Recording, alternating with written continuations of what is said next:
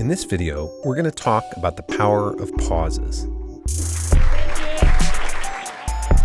Pauses are a critical tool in the documentary editor's toolkit, and they can be used to achieve all kinds of subtle and powerful effects. Yeah. No, I know, and there's about 1,200 sitting around. I don't like it. You've just seen an example of how pauses work with footage from the 2012 documentary Small Farm Rising. This is a pretty standard situation in which one character finishes a line and a second character gives a reaction to it. Let's look at it again to watch how it plays. No, I know, and there's about 1,200 sitting around. I don't like it. The core concept in working with pauses is simple.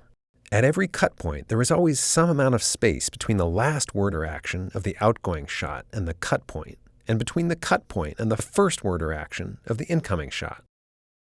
This spacing is something we have absolute control over as editors, and the exact number of frames we choose to include can speak volumes. What if we shortened the amount of pause on both ends? We can make conversations snappy and even confrontational by leaving almost no pause between the lines. No, I know, and there's about 1,200 sitting around. I don't like it. Or we could go in the opposite direction, lengthening the pause and making the moment languid and moody. No, I know, and there's about 1,200 sitting around.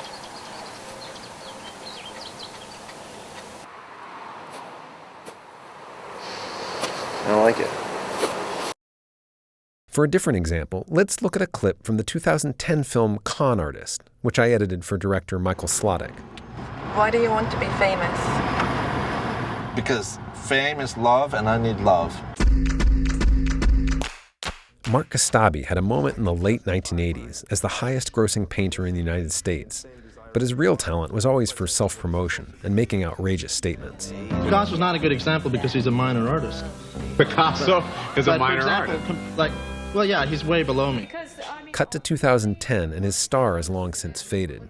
This time he wants to be taken seriously by the art world, but first he must try to undo some of the damage done by his past remarks. You know, you make your bed, you sleep in it, and I'm the guy who fanned the flames of the con artist myth. You know, I thought that everyone would realize it was a joke. This scene plays as a series of jump cuts to mirror Kastabi's own manic energy, but ends on a moment of surprising seriousness and poignancy. Right, but some people took it seriously, right? Well, evidently, yeah. I want to be loved, like I assume most everybody else. So I'm restraining myself. I'm trying to stay out of trouble. Do you think it's insane to desire to be loved?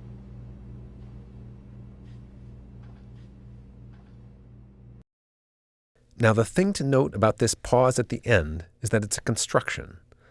Kastabi did have some moments of reflection, but this particular moment is accomplished with a simple editing trick. Let's look at the raw footage. So I'm restraining myself. I'm trying to stay out of trouble. Do you think it's insane to desire to be loved? No, I think everybody desires to be loved, Yeah. but certain, I don't know if...